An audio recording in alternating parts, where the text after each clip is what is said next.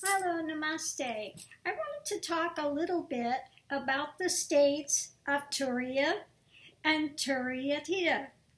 Okay, I heard some really crazy things. Of course, we all know where from.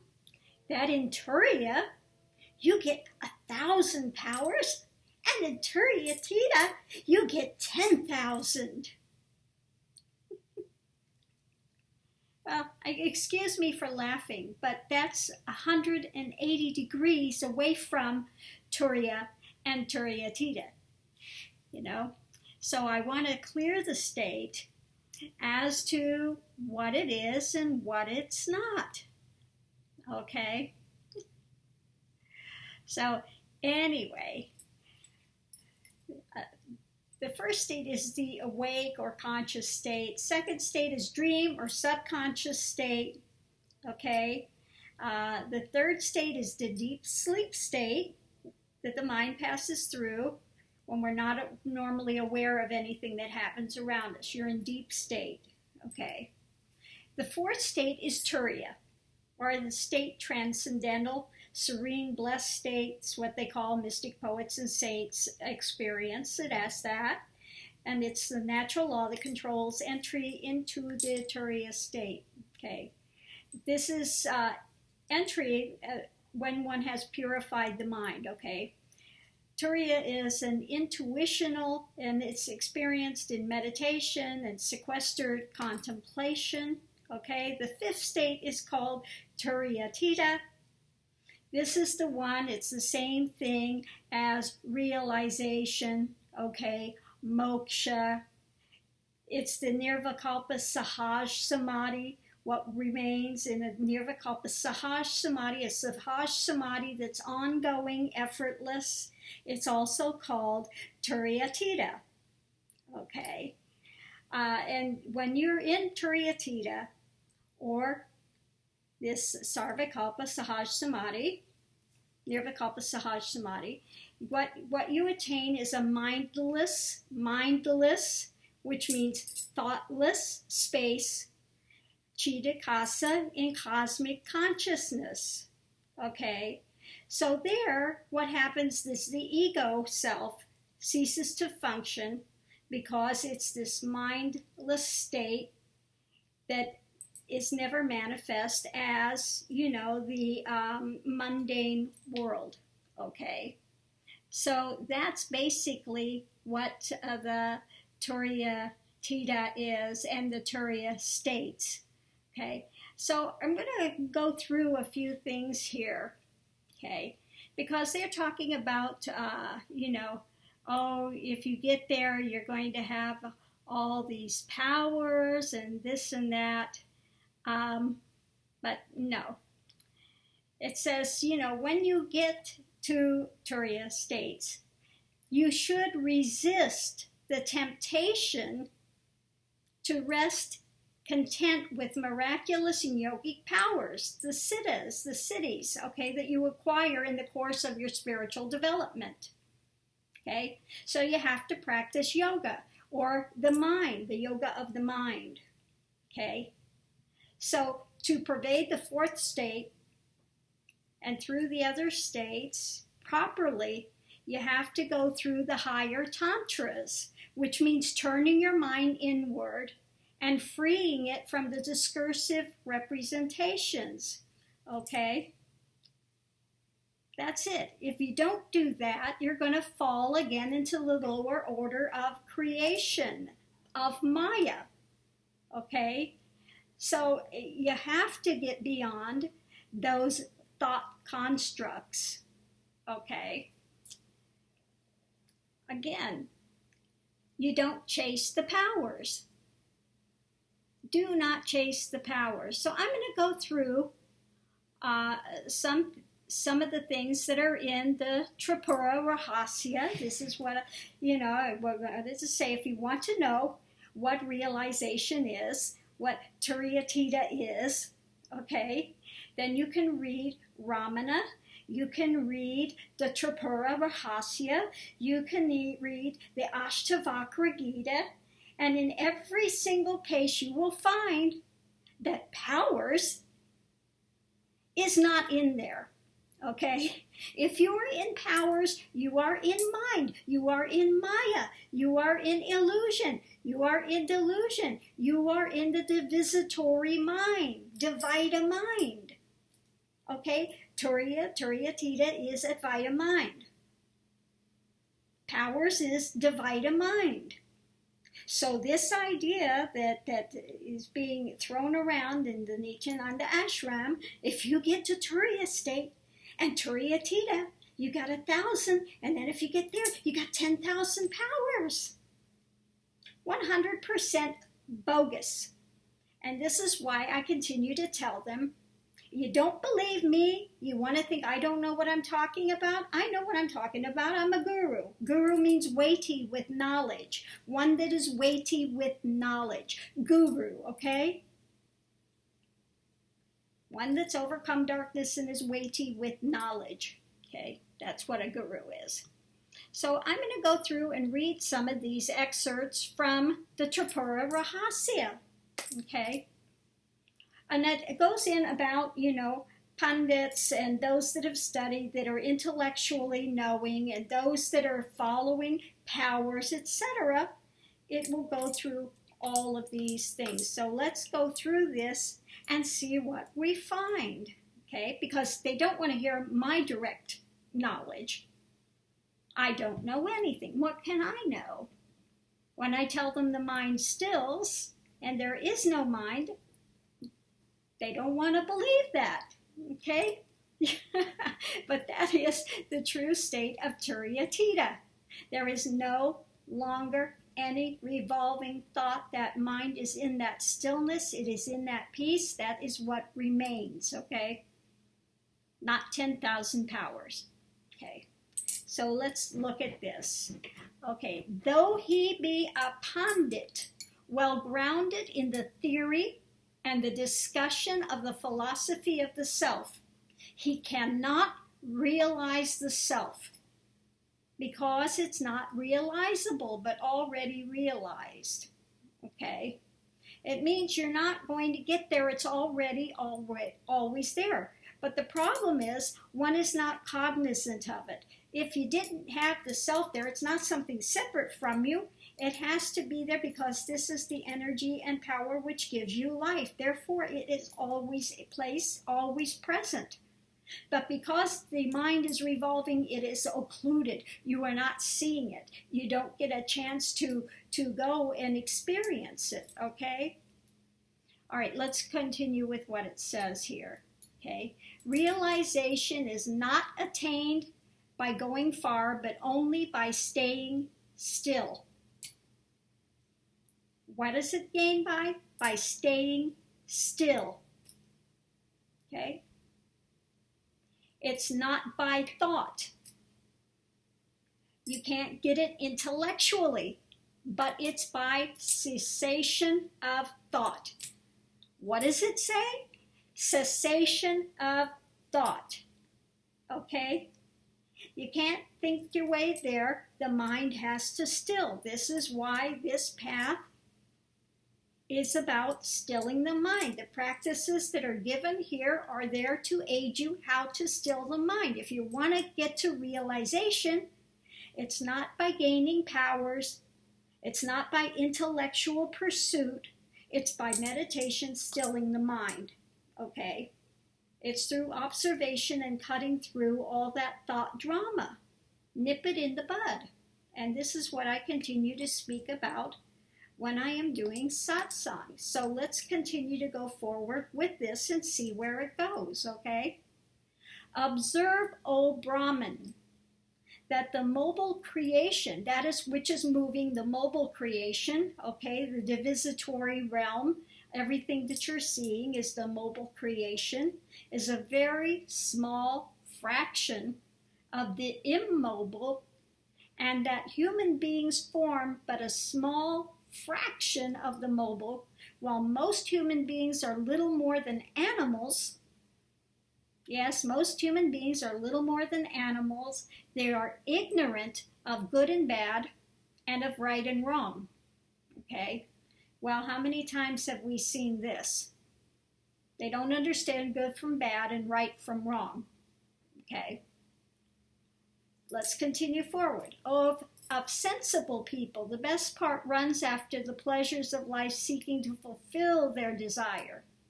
And a few learned people are stained with the longing for heaven after death. Of the remaining few, most of them have their intellects bedimmed by Maya. You are confused by Maya, and you cannot comprehend the oneness of all, the Creator and creation. How can these poor folks, held in the grip of Maya, extend their weak sight to sublime truth of oneness? People blinded by Maya cannot see this truth, okay? They can't see it. When you are blinded by Maya and you're chasing the things of the world, you're chasing the divisionary thing, you are not going to get there. Impossible, okay?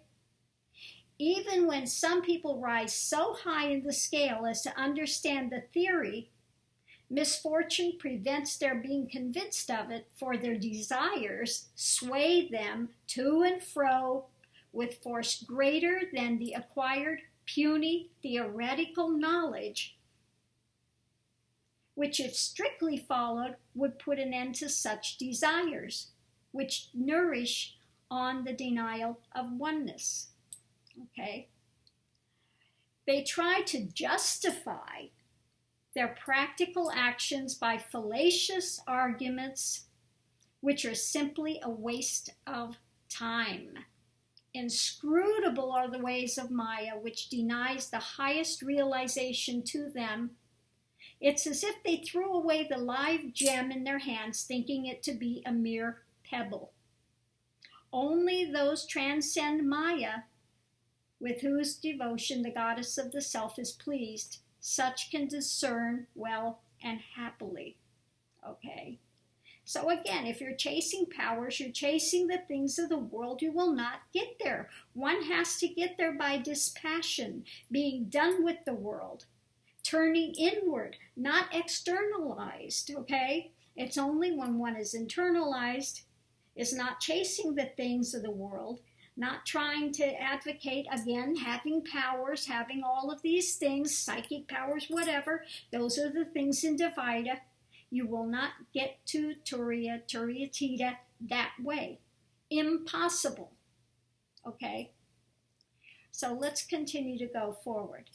Dhyana, or dhyana, is that of being like a one-pointed focus, investigating something, dhyan. Okay? You are in there, and that's what we say when you are in one-pointed focus here, is to watch the mind, watch where it comes, where it goes to. Okay, that's dhyana. We're going to do dhyana. We're going to be observational of the mind.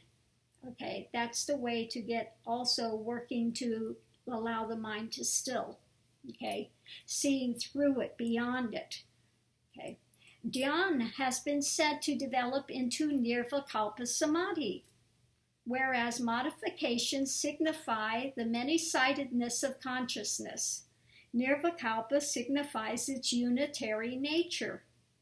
When the mind does not create pictures due to thoughts, let me say that again. When the mind does not create pictures due to thoughts, it is in the unmodified state, which is primal and pure condition. Okay? When the pictures on a wall are erased, the original wall remains. No other work is necessary to restore its original condition. Similarly, the mind remains pure when thoughts are eliminated. Let me say that again. The mind remains pure when thoughts are eliminated. Therefore, the unqualified state is restored if the present disturbance is ended. One only gets there by doing the meditation and allowing the mind to still. Okay? No other way. Okay? There is indeed nothing more to be done for the most holy condition to be maintained. Nevertheless, even pandits are deluded in this matter, owing to the bane of Maya. Any guru that's telling you, the mind doesn't need to stop, they're lying. They're selling you something to pad ego. When they're selling you to go chase powers, they are selling ego. They are not selling the path to realization. Okay? Absolutely 100% not. Let's continue forward. If emancipation be external to the self, it implies fear of loss and therefore not worth aspiring to. On the other hand, moksha is fearlessness and not external to the self. Moksha is fearlessness and not external to the self. This is why I stand up to these fakes and frauds. Okay? When the knower, knowledge, and the known merge into unity, that state is totally free from fear, hence moksha results. Jnana, the supreme wisdom, is the state devoid of thoughts, will, and desire. It's devoid of thoughts, will, and desire. In order to have powers, you have to have thought, will, and desire in place. Okay? I will it. I want to have one pointed focus with that thought. I'm going to put it out there. Whatever I want, I'm going to have. Okay? So what part of that sounds like Turiatita, or being devoid of thoughts, will, and desire, and being unimpeded by ignorance? If you are still chasing those things, you are still in ignorance. Okay? You are still in the mind of Dvaita. Okay? The self, and this is another one I've always said, it's intellect without knowledge. Okay? Intellect without knowledge. It is pure, unstained before all of the rest of Dvaita comes into existence. So it is intellect without knowledge. Okay? Here it says the self is abstract intelligence free from thought. Again, intellect prior to knowledge. Doesn't mean that you don't know anything. Don't take it to be that. Okay? It's not that. Okay? Let's continue forward and see what else it has to say. The intellect is ordinarily befouled by evil propensities. And so nothing good flourishes there. Okay?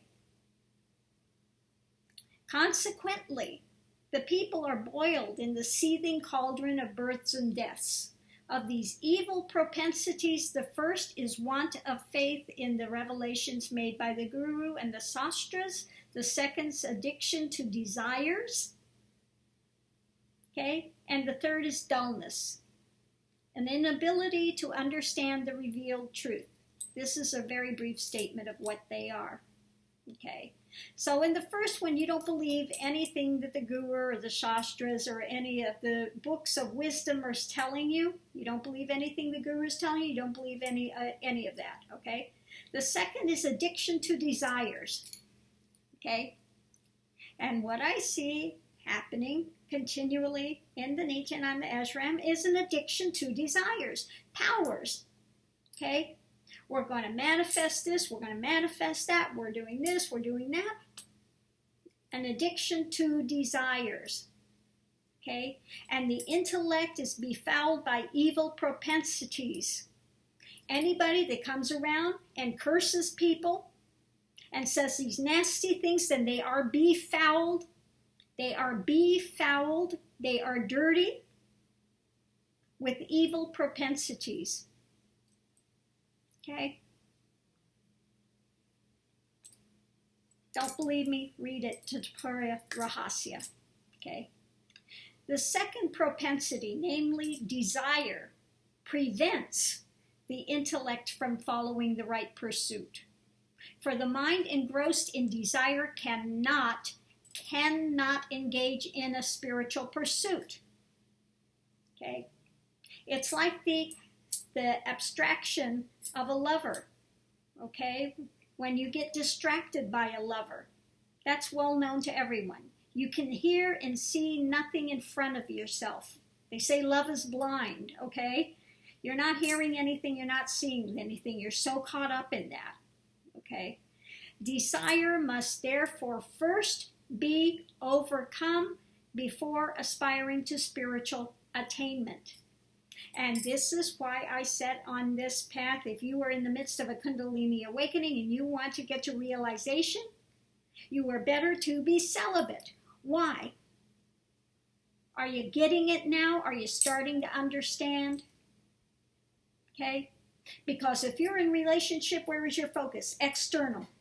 You're on body, you're on this, you're on that, you're externalized. And the only way you get to realization is to be internalized and for that mind to still, those desires to still, to break free, to break through. Okay? We starting to understand it a little bit? Okay. So again, desire must therefore be first overcome before aspiring for spiritual attainment, and that can only be done by dispassion. The propensity is manifold, being the forms of love, anger, greed, pride, jealousy. Okay? When you are sitting there and you are in that, your revolving mind into greed, pride, jealousy, anger, how do you think the mind is going to still? Okay? Good luck with that. And this is why I tell the people, the Nityananda people, you're in a hell realm of your own making, because their mind is not going to still. Here, it means nothing. The mind is already still. There are no thoughts. It's stilled. It's been stilled since 1999. Okay? None of the crap they throw here is going to make the mind rise up again. Once it's gone and it's stilled, it's stilled. That's it. End of it. Okay? So let's continue to go forward. Okay? The worst of them is pursuit of pleasure, which if destroyed, destroys all else. Pleasure may be subtle or gross. Neither of these must be indulged in, even in thought. Okay? As soon as the thought of pleasure arises, it must be dismissed by the willpower developed in dispassion. In this way, the second evil propensity is overcome.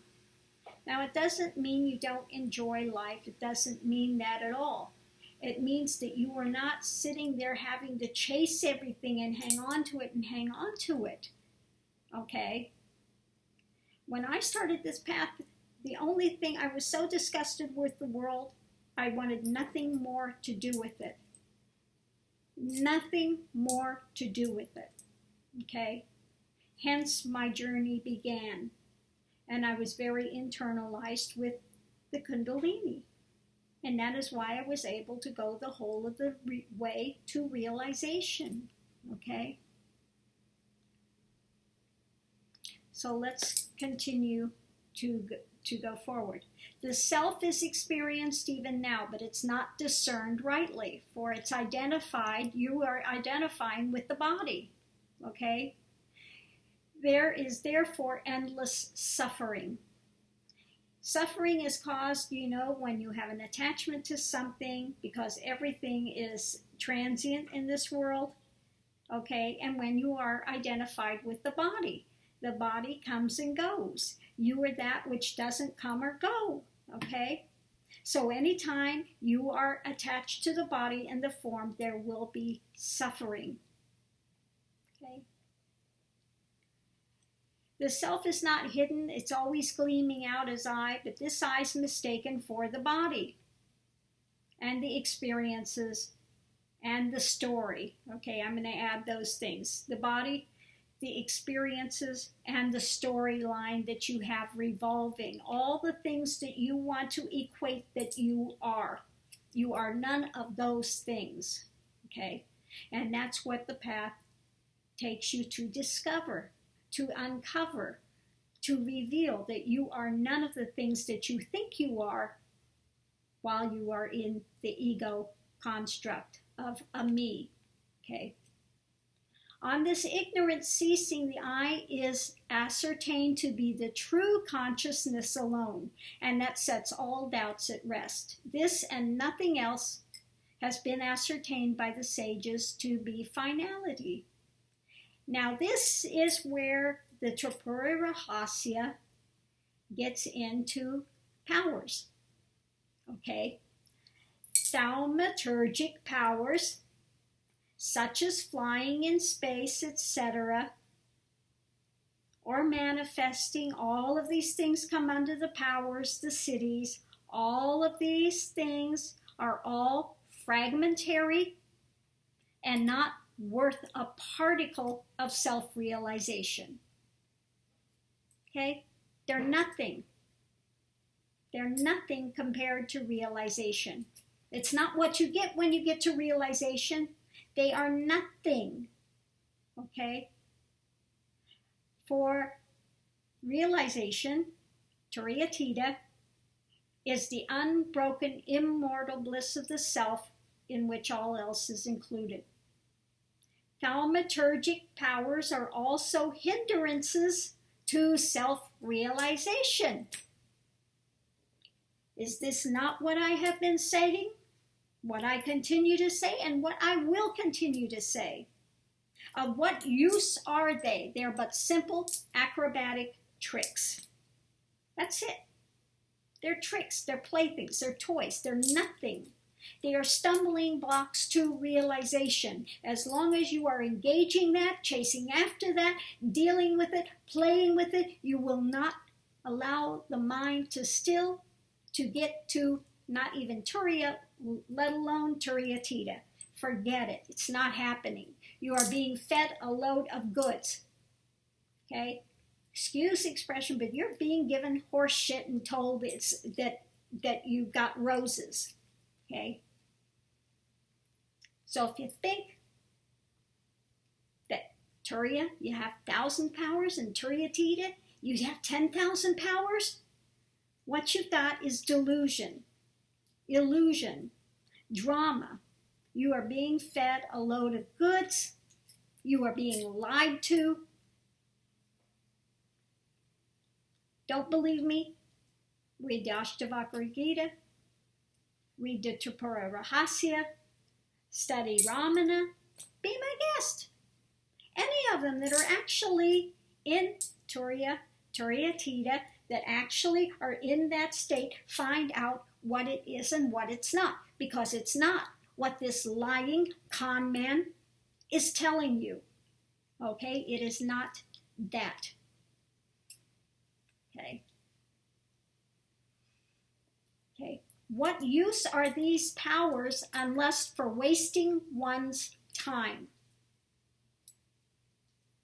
Don't believe me? Again, read Trpuriya Rahasya. Read it for yourself in black and white.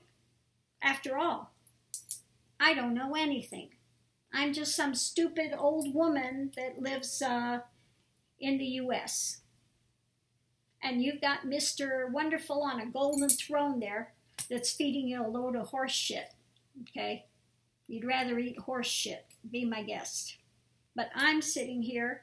I'm a real deal guru, and I'm going to tell it like it is. What is beneficial and what is not. If you want to chase powers, you're wasting your time. Okay? Don't know what to tell you. It's the way it is. There is no accomplishment equal to self-realization, which is alone capable of ending all misery because it's the state of eternal bliss. Self-realization differs from all accomplishment in that the fear of death is destroyed once and for all. Okay? One dies to the ego. One goes through that death before death and finds out there is no death. I have never been born. I have never died. I am that eternal is. The body comes and goes, but that's not who and what I am. I am not that. I am that eternal spirit. Okay? That's realization. Okay? I am that intellect before knowledge. I am that pregnant void which contains all things which will come into manifestation. Yet I am that thread that runs through all of manifestation but is untouched by any of the drama that happens there. Okay? That's realization. Nothing to do with powers. Okay? And thinking how great you are and what an ego you are and what a god you are. Okay? Okay, let's continue forward. Prince, I shall ask you a question. Please answer me. I learned about the supreme truth from Ashtaka and later from you. You're a sage, but still, how is it you go out hunting? What was that? What did I hear? How is it you go out hunting? Hunting. He wasn't hunting vegetables, my dear. Hunting. A sage. Realized being. Out hunting. Don't think they ate meat.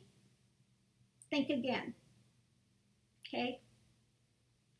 They hunted. They ate meat. Back in the golden age of India. Okay? Once again, read it for yourself. Don't miss it.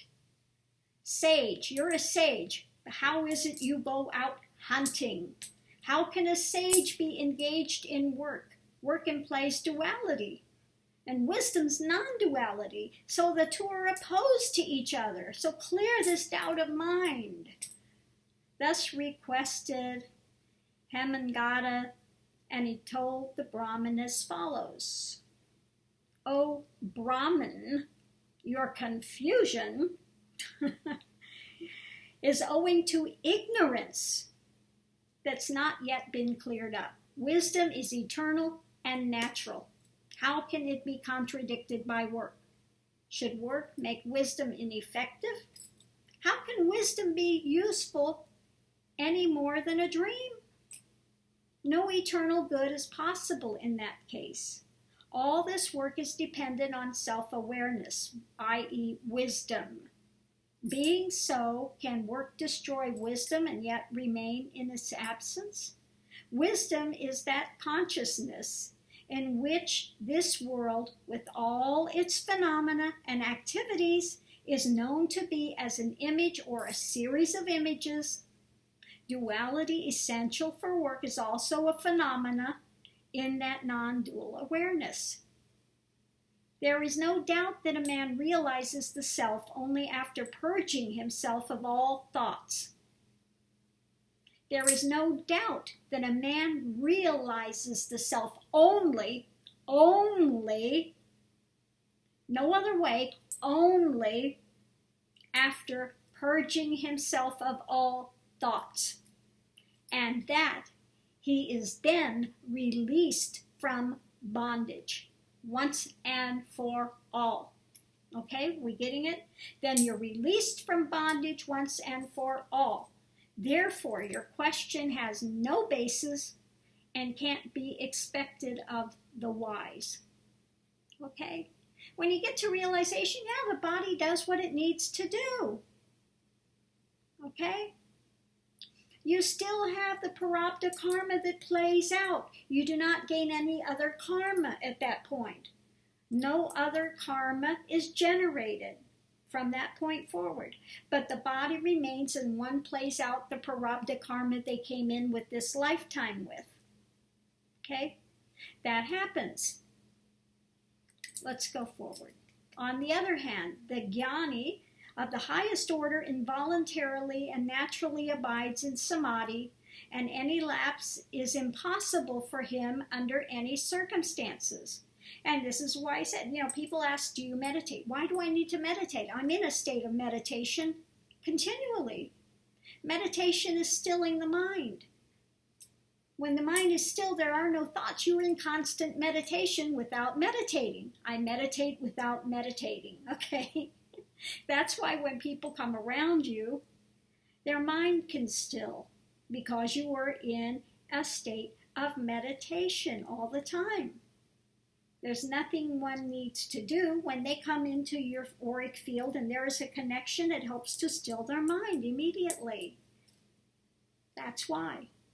Okay? You're in meditation without meditating. You don't go out any longer when realization takes place, and this is another hallmark. You no longer go out and do ceremonies. Okay? There's no more reason to go out and be doing prayers, to be doing chanting, to be doing mantra, to be doing anything. You are there. You're finished. It's complete. It's done. So when you have, again, somebody, and I'm going to say this again, like Nityananda, and every time he's out there with the pundits and they're doing, Abhishek and all these things, those are not the actions of a realized being. For a realized one, you are that. Okay? So there is none of this, continuing to do those types of ceremonies, etc. It's meaningless at that point. Okay? One doesn't need it. Okay? It falls away. Wherever you stand is holy ground. Okay? There is not more God here than there is over there. There's not more God in the temple than there is right here. Okay? When all falls away and one is in that eternal is, one sees it for what it is. All of these other things are manufacturings of mind, divide a realm, because they feel a separation. Therefore, in order to get close to God, let me have a place that I can go. Let me construct a place. When it all deconstructs, where do you need to go? It's right there, ever present. Okay? Ever present. Okay? So, let's continue forward. Acquire the bliss of peace by reigning in the senses and stilling the mind. We keep coming back to you have to still the mind. The thoughts have to stop. When I was in Rishikesh, there was one of the teachers there, and his students were there, and they're, oh yeah, what are you doing? Oh yeah, we're in quietude and stillness. We're in quietude. Really? And I just looked at him and said, and how fast is your mind running? He didn't like that answer because he got what I was saying. What quietude? Just because you're not speaking does not mean you're in quietude. When you're in quietude, it means the mind is still. The mind is quiet. Not speaking is not speaking. Okay? Mauna. When you're in Mauna, they say it's not speaking. It's quiet. No, it means there is no, you're in quietude. It has nothing to do with not speaking. Okay? Okay, the mind does not in its womb hold seeds of pain and sensual pleasures do, but purges itself of impurities because it merges in its source as fire does when not fed with fuel. Okay, when the mind stills, there are no thoughts, you are merging into source. This is why, you see, I was talking with Siddhananda and she's telling people this is the end of the path. What's happening with her is things are stilling.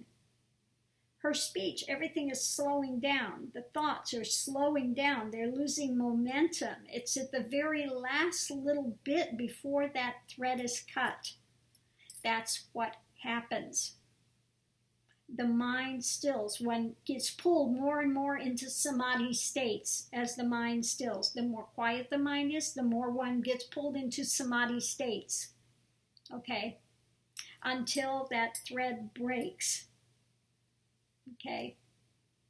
And then the samadhi states remains as a sahaj. Eyes open, eyes closed, doesn't matter, it's samadhi. Okay? Okay.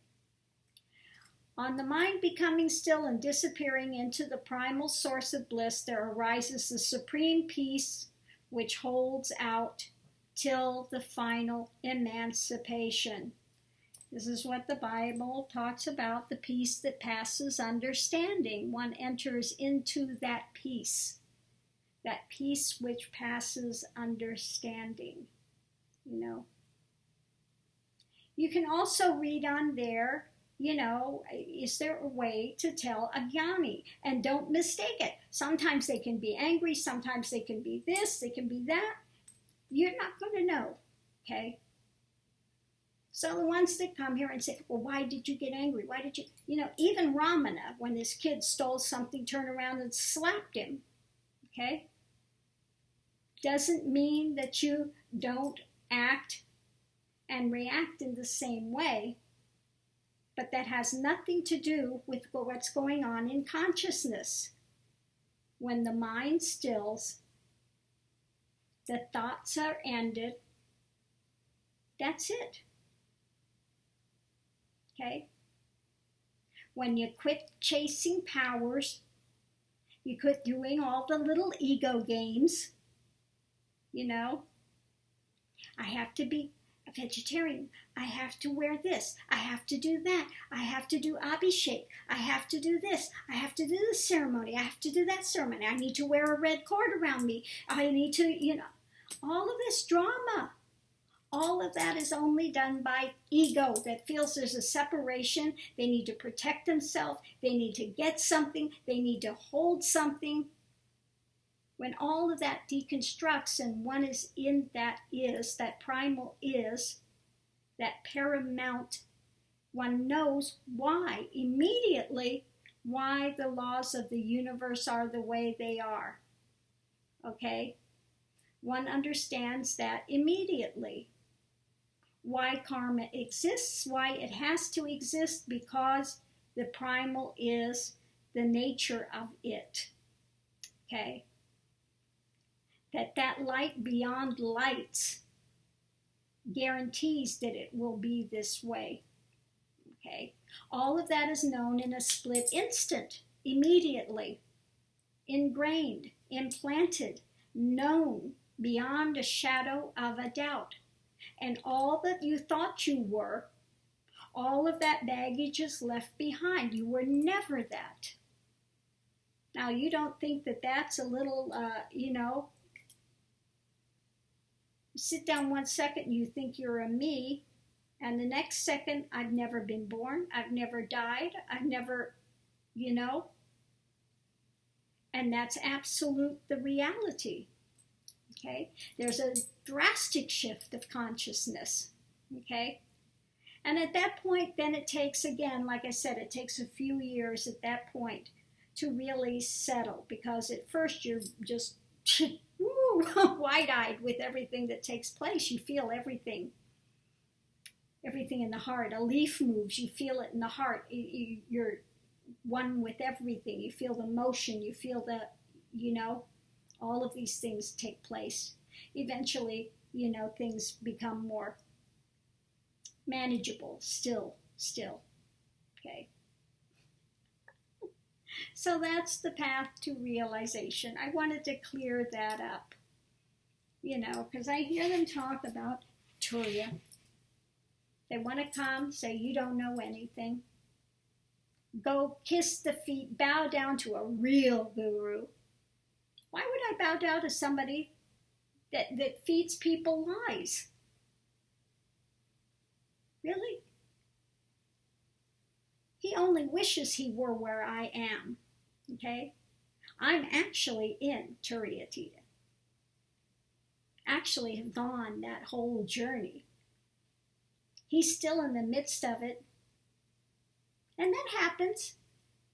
You know, get in the midst of it. And you can have illusions of grandeur. Okay? Don't know what to say. So I hope this has helped some understand and that why the path is here the way it is and why the practices I give are the way that they are. All the practices that I give are intended, and the direction and guidance I give is intended to get one to realization. We're not taking side avenues of powers and all this other drama. Okay? We am taking and giving you as straight and narrow a path to get there as I can possibly give you. Okay? And hopefully we can cut out a few lifetimes worth of journey. So anyway, thank you for listening. I hope this has helped some to understand. Okay? Have a great evening. Namaste. Bye.